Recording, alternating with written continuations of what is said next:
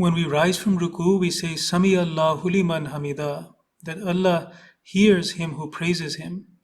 And there is a reason why these words are said at this particular point in our prayer. Zur explained why it is that we don't say this at the end of Qiyam. For example, when we went from Qiyam into Ruku, rather than saying Allahu Akbar, we could have said Sami Allahu liman hamida there. However, Hazur explained that as long as we were praising Allah Almighty in Qiyam, then we were only putting our praise in words. We did not put any action behind it. And when there is no action behind those words, then they are not truly heard by Allah Almighty and they are not accepted. So the word of Samiya also means that He accepted it or He answered it. And Sami Allahu liman hamida means that God accepted the praise of him who has praised Him. So this is a great glad tidings. It is good news that the praise that we have done in Qiyam and also in Ruku has been heard and has been accepted by Allah Almighty.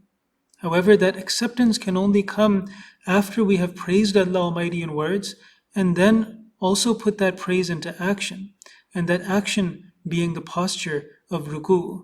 So that posture of Ruku is a symbol for the action that we put into our lives in obedience of Allah Almighty and acting and giving an example of how our heart is filled with true praise for Allah Almighty. This is described in a verse of the Holy Quran which Huzur quoted, wherein Allah Almighty says that إِلَيْهِ يَسَدُ الْكَلِمُ الطَّيِّبُ وَالْأَمَلُ الصَّالِحُ يَرْفَعُهُ. This means that उसी की तरफ पाक कलमा बुलंद होता है और उसे नेक अमल बुलंदी की तरफ ले जाता है, which means that our good words or our pure words ascend to Allah Almighty, but it is our neck and our good actions which raise those good words towards Allah Almighty. Huzur said that it is like a motor that is working behind our good words, and that is what causes it to ascend.